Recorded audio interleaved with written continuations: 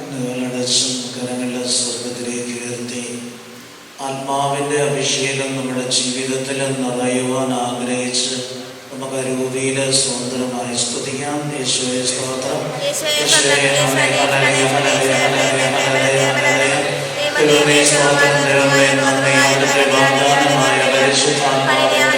വലിയ അഭിഷേകം മക്കളിലേക്ക് ഞങ്ങളുടെ ഓരോരുത്തരുടെയും ജീവിതം നവീകരിക്കുവാൻ തക്കവേണം ആത്മാവിന്റെ അഭിഷേകത്താൽ ഞങ്ങളെ ഓരോരുത്തരെയും നിറയ്ക്കണമേ. ഹല്ലേലൂയ ഹല്ലേലൂയ ഹല്ലേലൂയ ഹല്ലേലൂയ ഹല്ലേലൂയ ഹല്ലേലൂയ.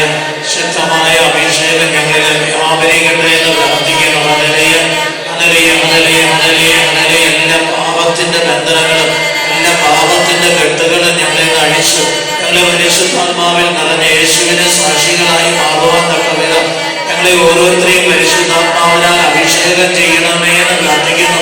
ഹല്ലേലൂയ ഹല്ലേലൂയ ഹല്ലേലൂയ ഹല്ലേലൂയ. കണ്ണുകൾ അടച്ച് കരങ്ങൾ കൂപ്പാം. നമ്മളെ ഓരോരുത്തരെയും കർത്താവിൻ്റെ സന്നദ്ധയിൽ നമുക്ക് ചേർത്ത് വെക്കാം. നമ്മുടെ ജീവിതത്തില് കർത്താവിൻ്റെ വചനത്തില് വ്യാപൃതമായിരിക്കുന്ന ഒരു ജീവിതം ക്രമപ്പെടുത്തുവാനുള്ള വലിയ കൃപ നമ്മിൽ ഓരോരുത്തരും നിറയുവാൻ ആഗ്രഹിച്ച് നമുക്ക് പ്രാർത്ഥിക്കാം. സ്വർഗസ്നായ ഞങ്ങളുടെ പിതാവേ, അങ്ങയുടെ നാം പൂജിതമാണമേ, അങ്ങയുടെ രാജ്യം വരണമേ, അങ്ങയുടെ തിരുമനസ്സ് സ്വർഗത്തിലെ പോലെ ഭൂമിയിലുമാണമേ.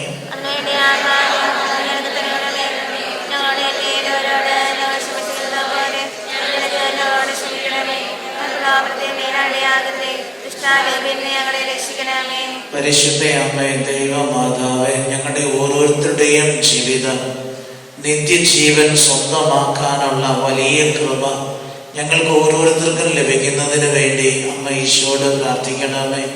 നന്മ നിറഞ്ഞ മറിയമേ, സ്വസ്തി, കർത്താവ് അങ്ങയുടെ കൂടെ സ്ത്രീകളും അനുഗ്രഹിക്കപ്പെട്ടവളാകുന്നു. അങ്ങയുടെ ദരിദ്ര ഫലമായ ഈശോ അനുഗ്രഹിക്കപ്പെട്ടവനാകുന്നു.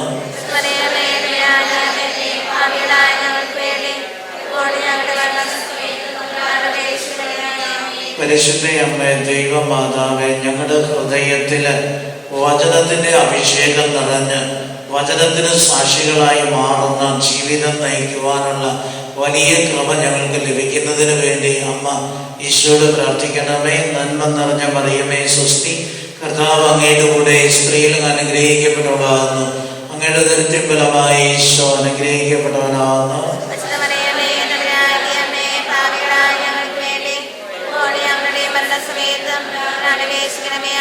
പിതാവിനും പുത്രനും പരിശുദ്ധാത്മാവിനും സ്തുതി.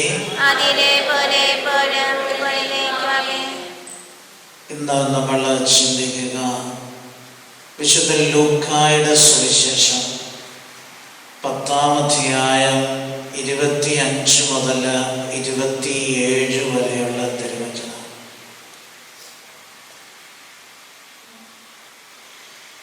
അപ്പോൾ ഒരു നിയമജ്ഞൻ എഴുന്നേറ്റ് നിന്ന് അവനെ പരീക്ഷിക്കുവാൻ ചോദിച്ചു, ഗുരു, നിത്യജീവൻ അവകാശമാക്കാൻ ഞാൻ എന്തു ചെയ്യണം?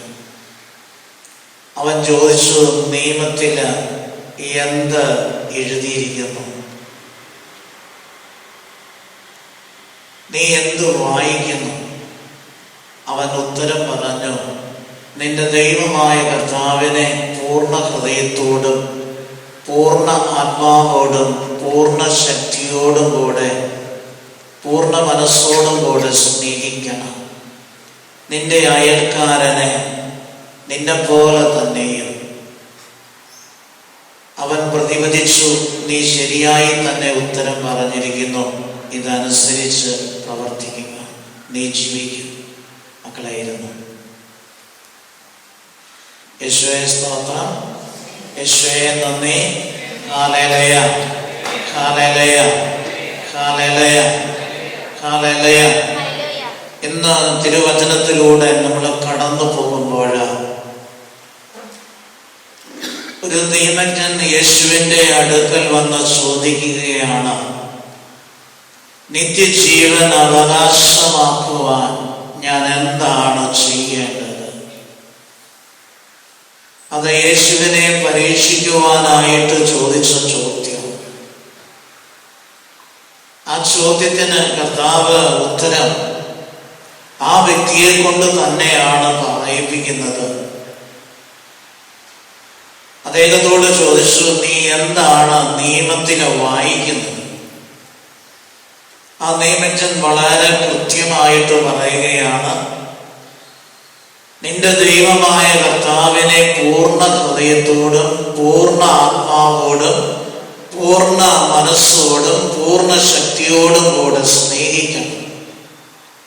അതുപോലെ തന്നെ നിന്റെ അയൽക്കാരനെ. അപ്പോൾ യേശു ആ നിയമജ്ഞനോട് പറയുകയാണ്, അതുപോലെ തന്നെ നീ പോയി ചെയ്യുക.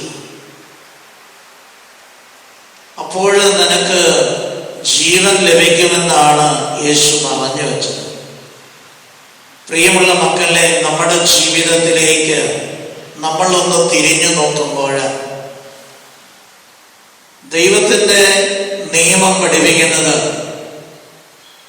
നിത്യജീവൻ അവകാശമാക്കാനായിട്ട് ഒരു വ്യക്തിക്ക് കഴിയണമെങ്കിൽ ആ വ്യക്തിയുടെ ജീവിതത്തിൽ ദൈവത്തെ സ്നേഹിക്കുന്ന ഒരു ജീവിതമായിരിക്കണമെന്നാണ് വചനം പഠിപ്പിക്കുന്നത്. നമ്മുടെ ജീവിതത്തിൽ ദൈവത്തെ സ്നേഹിക്കുന്നത്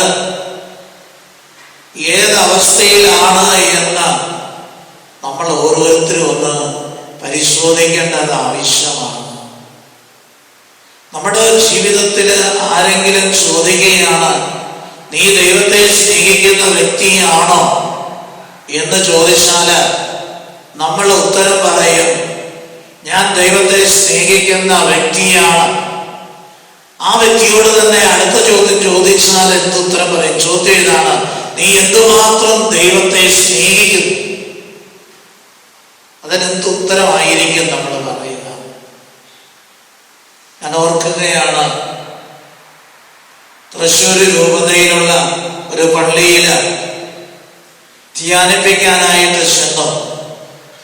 അപ്പൊ അവിടുത്തെ അച്ഛൻ പറഞ്ഞ ഈ ഇടവകയിലുള്ള ഒരു 400ഓളം പേര് ഈ അടുത്ത കാലത്തായിട്ട് കോട്ടയ ആശ്രമത്തിനും ഡിവൈൻ ധ്യാന കേന്ദ്രത്തിലുമായിട്ട് ധ്യാനം കൂടി നവീകരിക്കപ്പെട്ട ജീവിതത്തിന്റെ ഉടമകളാണ്.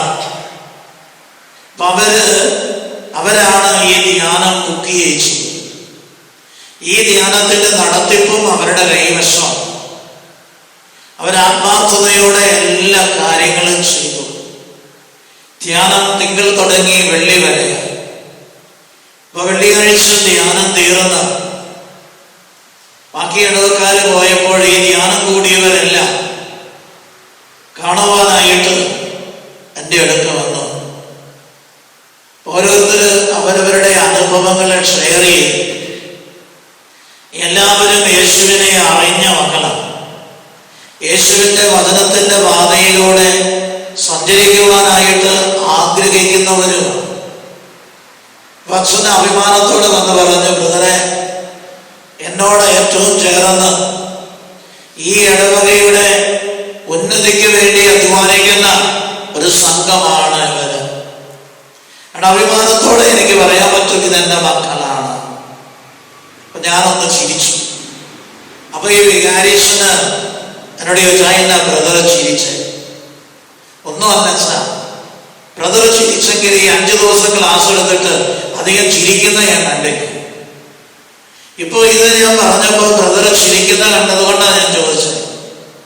അപ്പൊ ഞാൻ അച്ഛനോട് പറഞ്ഞു, അച്ഛാ, ഞാൻ നോക്കിയിട്ട് ഇവരാരും ദൈവത്തെ സ്നേഹിക്കുന്നതായിട്ട് ഞാൻ കണ്ടില്ല. അതുകൊണ്ടാണ് ഞാൻ ചിരിച്ചതിന്റെ കാരണം.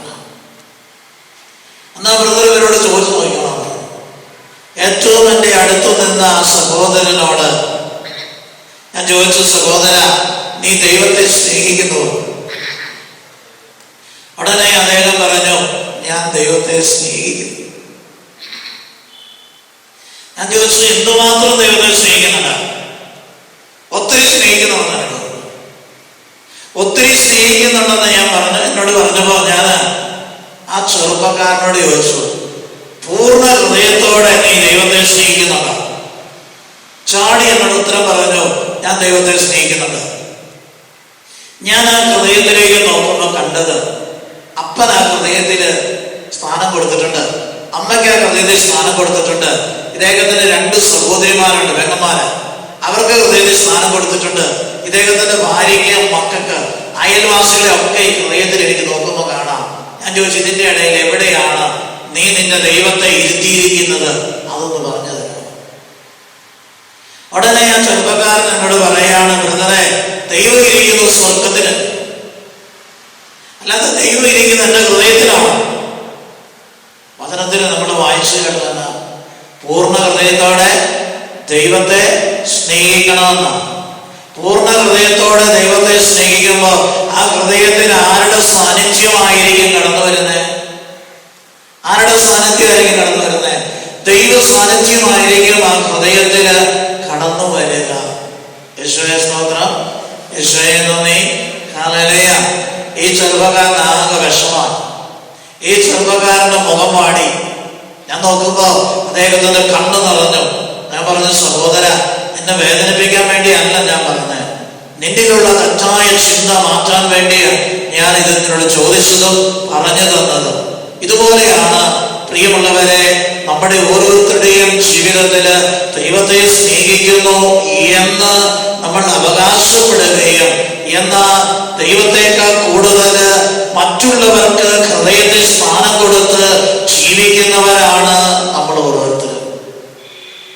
നിത്യജീവൻ പ്രാപിക്കുവാൻ അത് തടസ്സമായി നിലകൊള്ളുന്നു എന്ന് നമ്മൾ ഓരോരുത്തരും അറിയണം.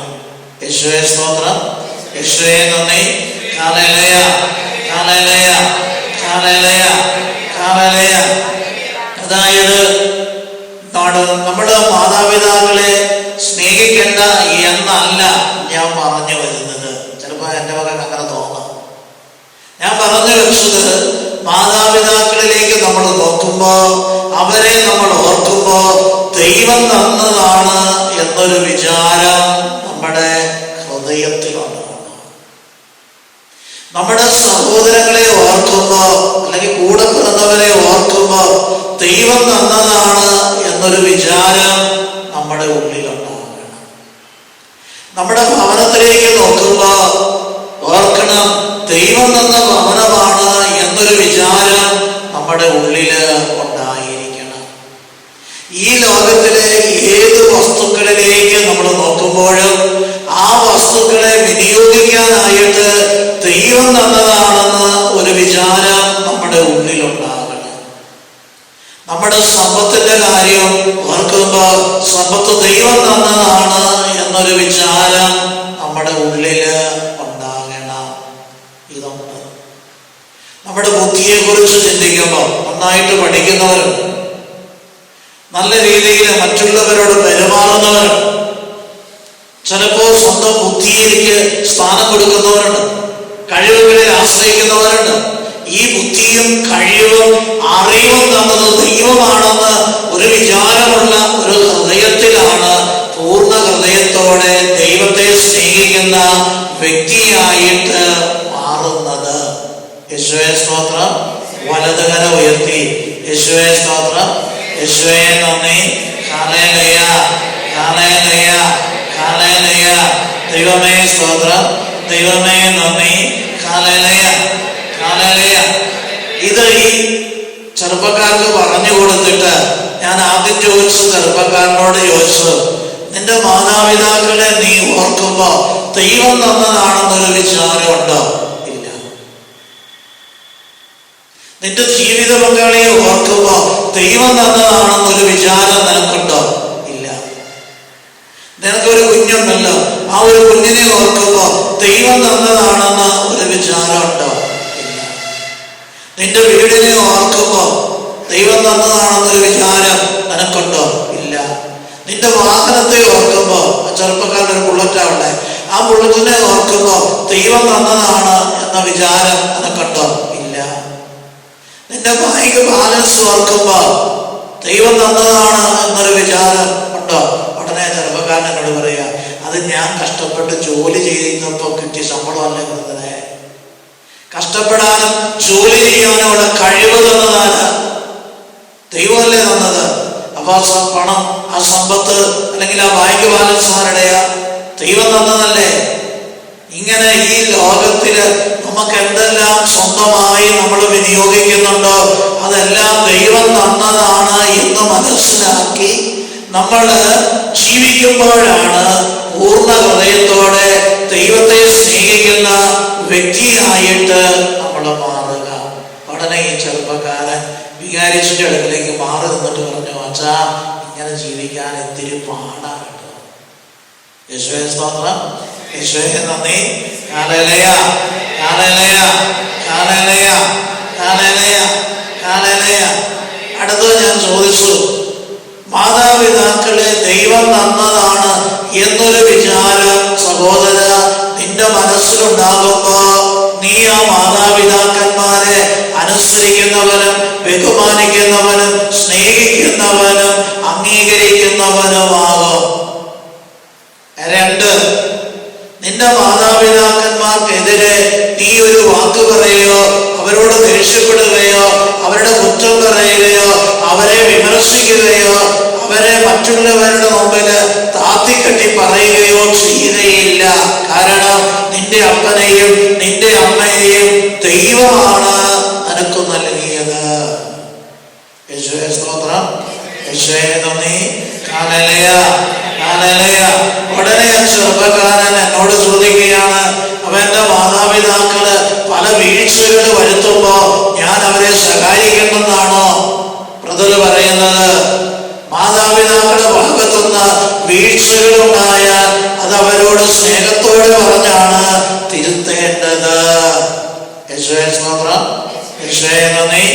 ഹല്ലേലൂയ, ഹല്ലേലൂയ, ഹല്ലേലൂയ. വലുതരന്റെ മകളെ യേശുവേ സ്തോത്രം, യേശുവേ നന്ദി. ഹല്ലേലൂയ, ഹല്ലേലൂയ, ഹല്ലേലൂയ. പ്രിയമുള്ള മക്കളെ, നമ്മുടെ ജീവിതത്തില് മാതാപിതാക്കളെ ദൈവം തന്നതാണെന്ന് വിചാരം നമ്മുടെ ജീവിതത്തിൽ ഉണ്ടാകുമ്പോ നമ്മുടെ ഒരു പ്രവൃത്തി കൊണ്ടും മാതാപിതാക്കന്മാരെ വേദനിപ്പിക്കുന്നവരാകാതെ മാതാപിതാക്കന്മാരെ സന്തോഷിപ്പിക്കുന്നവരായി മാറണമെന്നുണ്ടെങ്കിൽ ദൈവം തന്നതാണ് എന്റെ മാതാപിതാക്കൾ എന്ന വിചാരത്തോടെ അവരെ അനുസരിക്കുകയും അവരെ സ്നേഹിക്കുകയും അവരോട് ചേർന്ന് നിൽക്കുകയും ചെയ്യുമ്പോഴാണ് ദൈവം സന്തോഷിക്കുന്നത്. യേശുവേ സ്തോത്രം, യേശുവേ നന്ദി. ഹല്ലേലൂയ, ഹല്ലേലൂയ, ഹല്ലേലൂയ, ഹല്ലേലൂയ. അതുപോലെ തന്നെ സഹോദരങ്ങളുടെ കാര്യം ഓർക്കുമ്പോ അവരെ ദൈവം തന്നതാണെന്ന വിചാരം നമ്മുടെ ജീവിതത്തിൽ ഉണ്ടാകണം. ആ വിചാരം നമ്മുടെ ജീവിതത്തിൽ ഉണ്ടാകുമ്പോ നമ്മുടെ സംസാരമോ നമ്മുടെ പ്രവൃത്തിയോ നമ്മുടെ ഇടപെടലോ കൊണ്ട് അവർക്കൊരു വേദന ഉണ്ടാകാതെ അവരെ സ്നേഹിക്കുകയും അവരെ സഹായിക്കുകയും ചെയ്യുന്ന ഒരു ജീവിതത്തിന്റെ ഉടമയായി നമ്മൾ ഓരോരുത്തരും മാറും. യേശുവേ സ്തോത്രം, യേശുവേ നന്ദി. ഹല്ലേലൂയ. നമ്മുടെ ജീവിതത്തില് നമ്മുടെ സഹോദരങ്ങളോട് കലഹിക്കുന്ന ഒരു സ്വഭാവമുണ്ടോ? അവരെ വേദനിപ്പിച്ച് സംസാരിക്കുന്ന ഒരു സ്വഭാവമുണ്ടോ? അവരെ അംഗീകരിക്കാതെ ഇരുന്നിട്ടുണ്ടോ? അവരെ വില കുറച്ച് കാണുകയും അവരെ താത്തിക്കെട്ടുകയും ചെയ്തിട്ടുണ്ടോ? ഉണ്ടെങ്കിൽ പൂർണ്ണ ഹൃദയത്തോടെ നമ്മൾ ആരും ദൈവത്തെ സ്നേഹിക്കുന്നവരായി മാറുന്നില്ല എന്ന വലിയ സത്യം പ്രിയമുള്ളവരെ നമ്മൾ തിരിച്ചറിയണം. യേശുവേ സ്തോത്രം, യേശുവേ നന്ദി. ഹല്ലേലൂയ, ഹല്ലേലൂയ. ഞാൻ ഈ സഹോദരനോട് ചോദിച്ചു, ആ സഹോദരൻ വികാരിച്ചിട്ട് പുറകിലേക്ക് മാറി നിന്നു. ഇനി ചോദ്യമൊന്നും വരാതിരിക്കാൻ വേണ്ടിയാണ് വികാരിച്ചിട്ട് പുറകിലേക്ക് മാറി നിന്നത്. ഉടനെ തൊട്ടു മുമ്പിൽ നിന്ന അടുത്ത സഹോദരനോട് ഞാൻ ചോദിച്ചു, സഹോദര, നിന്റെ ജീവിത പങ്കാളി ദൈവം തന്നതാണെന്ന് നീ അംഗീകരിക്കുന്നുണ്ടോ? ഉടനെ എന്നോട് പറഞ്ഞുണ്ട്. ദൈവം തന്നതാണ് എന്ന് നിന്റെ ജീവിത പങ്കാളിയെ നീ അംഗീകരിക്കുന്നു എങ്കിൽ നിന്റെ ജീവിതത്തില് ജീവിത പങ്കാളിയെ വേദനിപ്പിക്കുമോ? ഉടനെ ആ സഹോദരൻ ചോദിക്കുക, പറഞ്ഞ അനുസരിച്ചില്ലെങ്കിൽ പിന്നെ വേദനിപ്പിക്കാതിരിക്കുന്നത് എങ്ങനെയാ ബ്രദറെ? ഇവിടെയാണ് പ്രശ്നം. യേശുവേ സ്തോത്രം, യേശുവേ നന്ദി. വലതുകര ഉയർത്തി യേശുവേ സ്തോത്രം, യേശുവേ നന്ദി. ഹല്ലേലൂയ, ഹല്ലേലൂയ, ഹല്ലേലൂയ, ഹല്ലേലൂയ. പ്രിയമുള്ളവരെ, നമ്മൾ ഓരോരുത്തരും ഒന്ന് ചിന്തിച്ചു നോക്കണം. ദൈവം തന്നതാണെന്നൊരു വിചാരം ഉണ്ടെങ്കിൽ ജീവിത പങ്കാളിയെ വേദനിപ്പിക്കുമ്പോൾ അത് ദൈവത്തെ വേദനിപ്പിച്ചതിന് തുല്യ. ഇനി അടുത്തത്, ഇവിടെ ഇരിക്കുന്ന കുഞ്ഞുങ്ങളൊന്ന് ചിന്തിച്ചു നോക്കണം. മാതാപിതാക്കളെ അനുസരിക്കാതിരിക്കുമ്പോ ദൈവത്തെ അനുസരിക്കാതിരിക്കുന്നതിന് തുല്യ. മാതാപിതാക്കളെ വേദനിപ്പിക്കുമ്പോ ദൈവത്തെ വേദനിപ്പിക്കുന്നതിന് തുല്യ. മാതാപിതാക്കളെ താഴ്ത്തിക്കെട്ടുമ്പോ യഥാർത്ഥത്തിൽ താഴ്ത്തിക്കെട്ടുന്നത് ദൈവത്തെ തന്നെയാണ്. യേശുവേ സ്തോത്രം, യേശുവേ നന്ദി. ഹല്ലേലൂയ, ഹല്ലേലൂയ, ഹല്ലേലൂയ, ഹല്ലേലൂയ. അടുത്തത്, അധ്യാപകരെ അനുസരിക്കാതിരിക്കുമ്പോ ആരെ അനുസരിക്കാതിരിക്കുന്നതിന് തുല്യ? ദൈവത്തെ അനുസരിക്കാതിരിക്കുന്നതിന് തുല്യ. അധ്യാപകരെ ബഹുമാനിക്കാതിരിക്കുമ്പോ ദൈവത്തെ ബഹുമാനിക്കാതിരിക്കുന്നതിന് തുല്യ. അപ്പൊ മക്കളെ, നമ്മള് പൂർണ്ണ ഹൃദയത്തോടെ ദൈവത്തെ സ്നേഹിക്കുന്നവരായി നമ്മൾ ഓരോരുത്തരും മാറണമെന്നുണ്ടെങ്കിൽ നമ്മൾ ഈ ബന്ധങ്ങളെല്ലാം ദൈവം തന്നതാണ് ആ ഒരു ബോധ്യത്തോടെ അവരോട് സ്നേഹത്തോടെ ഇടപഴകുവാനും അവര് പറയുന്നത് അനുസരിക്കുവാനും അവരോട് ചേർന്ന് നിന്ന് ദൈവത്തിന്റെ വഴിയിലൂടെ സഞ്ചരിക്കുന്ന വ്യക്തിയായി നമ്മൾ മാറണം. അടുത്തത്, ഈ നിയമജ്ഞൻ പറഞ്ഞത്, നിന്നെ പോലെ തന്നെ നിന്റെ അയൽക്കാരനെ സ്നേഹിക്കണം. പാപത്തിന്റെ പട്ടിക നോക്കുമ്പോ 2 സൈസ് ഉണ്ട്. ഒന്ന്, നമ്മൾ ചെയ്യുന്ന പ്രവൃത്തിയുടെ ഫലം. അതായത് പാപം ചെയ്യുന്ന പ്രവൃത്തിയുടെ ഫലമാണ് നമ്മുടെ ജീവിതത്തിലെ വേദനകളും വിഷമതകളും പ്രയാസങ്ങളും ദുഃഖങ്ങളുമായി മാറുന്നത്. ഇനി അടുത്തൊരു പാപത്തിന്റെ ഒരു മേഖലയും കൂടി ഉണ്ട്, ഉപേക്ഷയാലുള്ള പാപം. യേശുവേ സ്തോത്രം, യേശുവേ നന്ദി. ഹല്ലേലൂയ, ഹല്ലേലൂയ. ഉപേക്ഷയാലുള്ള പാപത്തിൽ വീണ് കിടക്കുന്നവർ വ്യക്തമായിട്ട് ഈ നിയമജ്ഞൻ കർത്താവിനോട് ചോദിച്ചു, ആരാണ് എൻ്റെ അയൽക്കാരൻ? യേശു അതിന് മറുപടി പറയുന്നത് ഇങ്ങനെയാണ്. ഒരു മനുഷ്യൻ ജെറുസലേമിൽ നിന്ന് ജെറിക്കോയിലേക്ക് യാത്ര പുറപ്പെട്ടു. ഇതിന്റെ അർത്ഥം നമ്മൾ മനസ്സിലാക്കുമ്പോ, ഈ ജെറുസലേമിൽ നിന്ന് ഒരു മനുഷ്യൻ ജെറിക്കോയിലേക്ക് പോയി എന്നതുകൊണ്ട് അർത്ഥമാക്കുന്നത് ദൈവത്തോട് കൂടെ ആയിരുന്ന, ജീവിതം നയിച്ചുകൊണ്ടിരുന്ന ഒരു വ്യക്തിയെ, ജെറിക്കോ എന്നതുകൊണ്ട് സുഖവാസ കേന്ദ്രമാണ്, ആ സുഖവാസ കേന്ദ്രത്തിലേക്ക് ദൈവത്തിന്റെ വഴികളിൽ നിന്ന് വ്യതിചലിച്ച് സുഖം അനുഭവിക്കാനുള്ള ആഗ്രഹത്തോടെ, ലോകം തരുന്ന ക്ഷണികമായ സുഖങ്ങള് ആസ്വദിക്കാനുള്ള ആഗ്രഹത്തോടെ ആ മനുഷ്യൻ ജെറിക്കോയിലേക്ക് പോകുന്ന വഴി അദ്ദേഹം കൊള്ളക്കാരുടെ കൈവശം അകപ്പെട്ടു. അദ്ദേഹത്തിന്റെ ഉടുവസ്ത്രം ഉരിഞ്ഞെടുത്ത് അദ്ദേഹത്തെ മർദ്ദിച്ച് അവശനാക്കി, ഒരുപക്ഷെ മരിച്ചു എന്ന് കരുതിയായിരിക്കാം വഴിയിൽ ഉപേക്ഷിച്ചിട്ട് കടന്നുപോയത്. അവന്റെ കൈവശം എന്തെല്ലാം ഉണ്ടായിരുന്നുവോ അതെല്ലാം അപഹരിക്കപ്പെട്ടു. അർത്ഥപ്രാണനായിട്ട് വഴി തള്ളിയിട്ട് അവര് കടന്നുപോയി. അപ്പോൾ ആ വഴിയെ ആദ്യം കടന്നു വന്നത് ഒരു പുരോഹിതനാണ്. യേശുവേ സ്തോത്രം, യേശുവേ നന്ദി. ഹല്ലേലൂയ, ഹല്ലേലൂയ. ആ പുരോഹിതൻ കടന്നു വന്നപ്പോൾ വഴിയരികിൽ ഒരാള് മരിച്ചവനെ പോലെ കിടക്കുന്നത് കണ്ടു. നിയമം അദ്ദേഹം ഓർത്തു. മരിച്ച ഒരു വ്യക്തിയാണ് കിടക്കുന്നത് എങ്കിൽ മൃതശരീരത്തെ സ്പർശിച്ചു കഴിഞ്ഞാൽ അശുദ്ധനാകും. ദേവാലയത്തിൽ പ്രവേശിക്കുവാനോ ബലിയർപ്പിക്കുവാനോ ആ ഒരു ദിവസം സാധിക്കില്ല. അതുകൊണ്ട് അദ്ദേഹം വഴിമാറിപ്പോയി എന്നാണ് വേദപുസ്തകം പഠിപ്പിക്കുന്നത്. കണ്ടിട്ട് കണ്ടില്ലാതെ, കാണപ്പെടാത്ത രീതിയിൽ അദ്ദേഹം പോയി. അദ്ദേഹം വിചാരിച്ചത് അദ്ദേഹത്തിന്റെ ജോലിയെക്കുറിച്ച്, പുരോഹിത ധർമ്മത്തെക്കുറിച്ച് അദ്ദേഹം ചിന്തിച്ചത്, മറ്റൊന്നും ചിന്തിച്ചില്ല. പക്ഷേ ആ പുരോഹിതൻ ഈ വഴിയിൽ അർത്ഥപ്രാണനായി രോഗിയായിട്ട് കിടക്കുന്ന ആ മനുഷ്യനോട് കരുണ കാണിച്ചില്ല എന്നത് വലിയൊരു സത്യമാണ്. പക്ഷെ നമ്മുടെ ജീവിതത്തിലേക്ക് നമ്മളൊന്ന് കടന്നു ചിന്തിക്കുമ്പോൾ നമ്മുടെ ജീവിതത്തില് മറ്റുള്ളവര് നമ്മുടെ മുമ്പിൽ സഹായം അർഹിക്കുന്നവരായി നാം കണ്ടിട്ടും മുഖം തിരിച്ച് കടന്നു പോകുന്ന ഒരു ജീവിത അവസ്ഥ നമ്മുടെ ജീവിതത്തിലുണ്ടോ? നമ്മൾ ഓരോരുത്തരും പരിശോധിക്കണം. ഒരു 6 മാസം മുമ്പ് എൻ്റെ അടുക്കൽ ഒരു സഹോദരൻ വേദനയോടെ വന്ന് പങ്കുവെച്ച ഒരു കാര്യം ഞാൻ ഓർക്കാം. ഈ സംഭവം നടക്കുന്നത് 6 വർഷം മുമ്പാണ്. അദ്ദേഹം ആ സംഭവം നടന്നതിൻ്റെ 4ാമത്തെ ദിവസം എൻ്റെ അടുക്കൽ വന്ന് പറഞ്ഞിട്ട് പോയതാണ്. അദ്ദേഹത്തിന്റെ ഭാര്യയ്ക്ക് ഒരു ഇന്റർവ്യൂ ആണ്. അദ്ദേഹത്തിന്റെ ഭാര്യയുടെ മെഡിക്കലാണ്. എറണാകുളത്ത് ഹോസ്പിറ്റലില്, അമൃത ഹോസ്പിറ്റലിൽ വെച്ചാണ് മെഡിക്കല് നടത്തപ്പെടുന്നത്. രാവിലെ 9 മണിയാകുമ്പോ ഹോസ്പിറ്റലിൽ എത്തിയേക്കണമെന്നാണ് ഹോസ്പിറ്റലിൽ നിന്ന് അറിയിച്ചിരിക്കുന്നത് ഏജൻസി. അന്ന് ബന്ധാണ്, പോകാൻ മാർഗങ്ങളില്ല. അതുകൊണ്ട് അദ്ദേഹം വെളുപ്പിന് ഒരു ടാക്സി വിളിച്ച് അദ്ദേഹം എറണാകുളത്തിന് പോയി.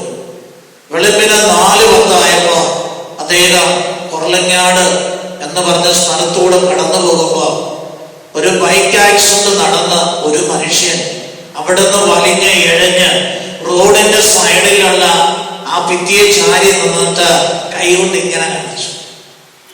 ദേഹവാസകരം മുഴുവൻ രക്തത്തിൽ കുളിച്ചു നിൽക്കുന്ന ഒരു മനുഷ്യൻ. ഡ്രൈവർ പയ്യെ വണ്ടി സ്ലോ ചെയ്തു. അന്നേരം ഇദ്ദേഹം പറഞ്ഞു, സ്ലോ ചെയ്യേണ്ട പൊക്കോ. ഒരുപക്ഷെ ഇദ്ദേഹത്തെ എടുത്ത് നമ്മൾ അടുത്തൊരു ഹോസ്പിറ്റലിൽ കൊണ്ടുചെല്ലുമ്പോ ഡോക്ടർ പറയും ഇവിടെ പറ്റിയല്ല, മെഡിക്കൽ കോളേജിൽ കൊണ്ടുപോക്കണം പറഞ്ഞ നമ്മൾ മെഡിക്കൽ കോളേജിന് ഈ വ്യക്തിയെ കൊണ്ട് പോകേണ്ടി വരും. അപ്പൊ സമയത്ത് എറണാകുളത്ത് അമൃത ഹോസ്പിറ്റലിൽ എത്തുവാനായിട്ട് നമുക്ക് പറ്റിയല്ല, പുറകെ വരുന്ന ആനയിൽ നോക്കട്ടെ എന്ന് പറഞ്ഞ് ആ ഡ്രൈവറോട് പറഞ്ഞപ്പോൾ ഡ്രൈവർ പറഞ്ഞു, നമ്മൾ ആ മനുഷ്യനോട് കരുണ കാണിക്കാതെ പോകുന്നത് ശരിയാണോ? സാരമില്ല, പുറകെ വരുന്നവര് അദ്ദേഹത്തെ ഹോസ്പിറ്റലിൽ എത്തിച്ചോളൂ എന്ന് പറഞ്ഞ് ഇവര് എറണാകുളത്ത് അമൃത ഹോസ്പിറ്റലിലേക്ക് പോയി. പിറ്റേ ദിവസത്തെ മനോരമ പേപ്പറില്ല ഇദ്ദേഹം അതിലെ ചാരി നിന്ന് ഈ കൈ പിടിങ്ങനെ നിറ്റി നിൽക്കുന്ന ഫോട്ടോ കാണിച്ചിട്ട് അതിന്റെ അടിയില് അടിക്കുറിപ്പ് എഴുതി വെച്ചിട്ടുണ്ട്. അടിക്കുറിപ്പ് ഇങ്ങനെയാണ്: 7:15 ആ റൂട്ടില് ഹൈവേ പോലീസ് വരുന്നത്. ഹൈവേ പോലീസ് വന്ന് അദ്ദേഹത്തെ എടുത്ത് ഹോസ്പിറ്റലിലേക്ക് കൊണ്ടുപോകുന്ന വഴി അദ്ദേഹം മരിച്ചു. ഇതാണ് അടിക്കുറിപ്പ് എഴുതിയിരിക്കുന്നത്. ഈ ഫോട്ടോയും ഈ അടിക്കുറിപ്പും ഫോട്ടോ കാണുകയും അടിക്കുറിപ്പ് വായിക്കുകയും ചെയ്തതോടുകൂടെ ഈ ഭർത്താവിന്റെയും ഈ ഭാര്യയുടെയും മനസ്സമാധാനം പോയി. ഈ മനസ്സമാധാനം പോയിട്ട് അസ്വസ്ഥതയാ. എൻ്റെ അടുക്കല് വന്നിട്ട് പറയുകയാണ്, ബ്രദറെ, ഈ വാർത്ത വായിച്ചതിന് ശേഷം എനിക്ക് ഉറങ്ങാനായിട്ട് പറ്റുന്നില്ല. കണ്ണടയ്ക്കുമ്പോ ഈ ഒരു ചെറുപ്പക്കാരന്റെ മുഖമാണ് എന്റെ മനസ്സിലേക്ക് കടന്നു വരുന്നത്. യേശുവേ സ്തോത്രം, യേശുവേ നന്ദി, ഹല്ലേലൂയ, ഹല്ലേലൂയ, ഹല്ലേലൂയ. ഞാൻ പറഞ്ഞ സഹോദര, നീ ചെയ്യേണ്ടത് അതായിരുന്നില്ല. ആ ആക്സിഡന്റ് പറ്റിയ മനുഷ്യനെ ഹോസ്പിറ്റലിൽ എത്തിച്ചിട്ട് ആയിരുന്നു നീ പോകേണ്ടത്. വേറെ ഒന്നും അല്ല ബ്രദറെ. 9 മണിയാകുമ്പോ ഹോസ്പിറ്റലിൽ എത്തിയിരിക്കണമെന്നാണ് അറിയിച്ചിരിക്കുന്നത്. അപ്പൊ ഞാൻ ആ വ്യക്തിയെ കൊണ്ട് അടുത്ത ഹോസ്പിറ്റലിൽ ചെല്ലുമ്പോ അവര് പറയുകയാണ്, ഇവിടെ പറ്റിയല്ല, അതുകൊണ്ട് മെഡിക്കൽ കോളേജിൽ കൊണ്ടുപോക്കണമെന്ന് പറഞ്ഞാല് ഞാൻ മെഡിക്കൽ കോളേജിൽ കൊണ്ടുപോകാനായിട്ട് പറയുന്ന സമയത്ത് എനിക്ക് ഈ അമൃത ഹോസ്പിറ്റലില് എത്താനായിട്ട് പറ്റിയല്ലോ എന്നാണ് ഞാൻ ചിന്തിച്ചത്. അതേസമയം ഈ മനുഷ്യനോട് ഈ സഹോദരൻ കരുണ കാണിച്ചിരുന്നെങ്കിൽ ആ ആ ജീവൻ രക്ഷിക്കുവാനായിട്ടാകുമായിരുന്നു.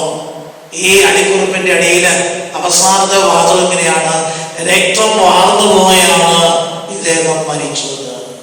യേശുവേ സ്തോത്രം. എപ്പോഴാണ് ആക്സിഡന്റ് നടന്നത് എന്ന് അറിഞ്ഞുകൂടാ. അങ്ങനെ എത്രയോ ജീവിതങ്ങള് ആക്സിഡന്റ് പറ്റി വഴിയിൽ കിടന്ന് മരിച്ചു പോകുന്നു. അനേക മക്കളത് കാണുന്നുണ്ട്. പക്ഷേ ആരും ആ വ്യക്തിയെ ഹോസ്പിറ്റലിൽ എത്തിക്കുവാനുള്ള ഒരു നല്ല മനസ്സ് കാണിക്കാറില്ല. ഇതാണ് ഉപേക്ഷയാലുള്ള പാപം. യേശുവേ സ്തോത്രം. യേശുവേ നന്ദി. ഹല്ലേലൂയ, ഹല്ലേലൂയ, ഹല്ലേലൂയ, ഹല്ലേലൂയ. ഇവര് വിചാരിച്ചതുപോലെ തന്നെയാണ് പുരോഹിതൻ വിചാരിച്ചത്. ഞാൻ ഇദ്ദേഹത്തെ തൊട്ട് മുഹൂർത്ത് നോക്കുമ്പോൾ മരിച്ചതാണെങ്കിൽ എനിക്ക് ബലിയർപ്പിക്കാനായിട്ട് പറ്റിയാലല്ലോ. അദ്ദേഹം പ്രാധാന്യം കൊടുത്തത് ബലിയർപ്പണത്തിനാണ് പ്രാധാന്യം കൊടുത്തത്. പലപ്പോഴും നമ്മുടെ ജീവിതവും ഇതുപോലെയാണോ? അതിന്റെ പുറകെ കുറെ കഴിഞ്ഞപ്പോ വന്ന ലേവായന. ആ ലേവായന ഇദ്ദേഹം വഴി കിടക്കുന്നത് കണ്ട് വഴി മാറിപ്പോയി. ലേവായന വിചാരിച്ചത് ഇതുപോലെ തന്നെയാ. ഇത് മൃതശരീരമാണെങ്കിൽ സ്പർശിച്ചു കഴിഞ്ഞാൽ ദേവാലയത്തിൽ പ്രവേശിക്കുവാനോ ബാക്കി കാര്യങ്ങൾ ചെയ്യുവാനോ സാധിക്കില്ല. അദ്ദേഹം വഴി മാറിപ്പോയി. പുറകെ വന്നത് ഒരു സമറിയക്കാരനാണ്. അതായത് യഹൂദരുടെ ബദ്ധശത്രു. യേശുവേ സ്തോത്രം. വലതുകരം ഉയർത്തി യേശുവേ സ്തോത്രം. യേശുവേ നന്ദി. ഹല്ലേലൂയ, ഹല്ലേലൂയ, ഹല്ലേലൂയ, ഹല്ലേലൂയ.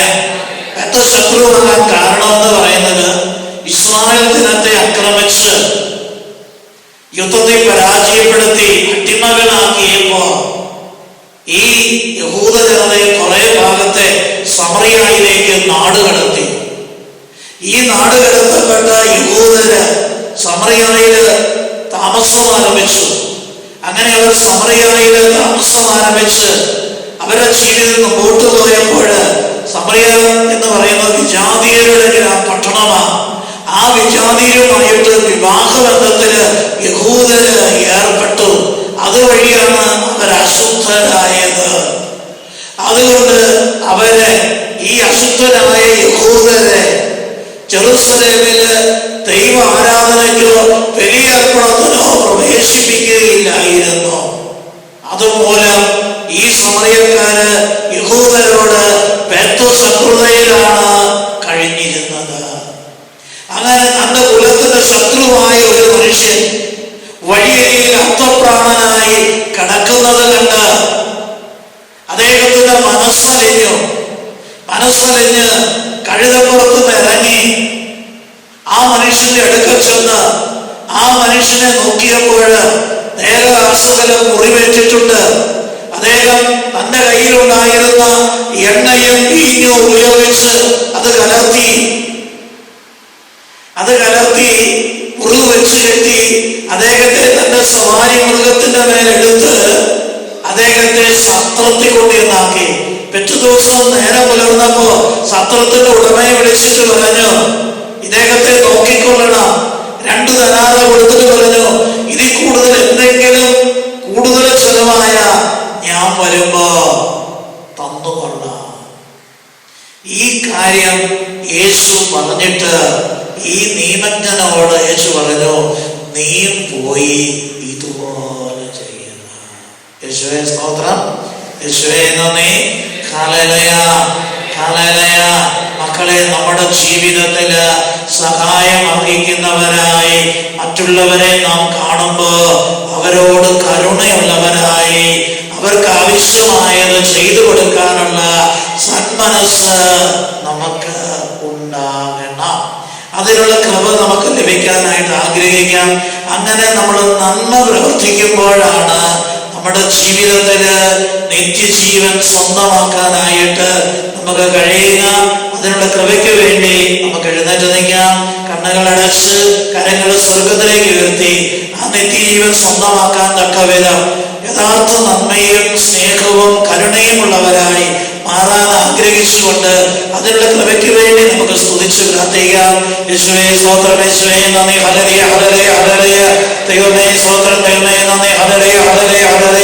യേശുവേ സ്തോത്രം. എന്റെ കർത്താവേ, എന്റെ ദൈവമേ, അവിടുത്തെ തിരുസന്നിധിയിലായിരിക്കുന്ന ഞങ്ങളുടെ ഓരോരുത്തരെയും ജീവിതത്തിന് ആവശ്യമായ ദൈവകൃപ ഞങ്ങളിലേക്ക് വർഷിച്ച് ആ നല്ല സമറിയാക്കാരനെ പോലെ മറ്റുള്ളവരോട് കരുണയുള്ളവരായും സ്നേഹമുള്ളവരായും വർദ്ധിക്കുവാനുള്ള വലിയൊരു അഭിഷേകം